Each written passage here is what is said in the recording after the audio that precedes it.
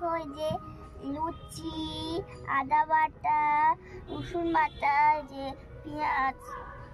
পেঁয়াজ বাটা, লঙ্কার গুঁড়ো, আর যে টমেটো, যে লবণ, আর এই যে হলুদ গুঁড়ি। তো এই তেলটা এখন ফুটছে, উনুনও জ্বালিয়ে দিয়েছি, তেলও দিয়ে দিচ্ছি, কিন্তু মজা না।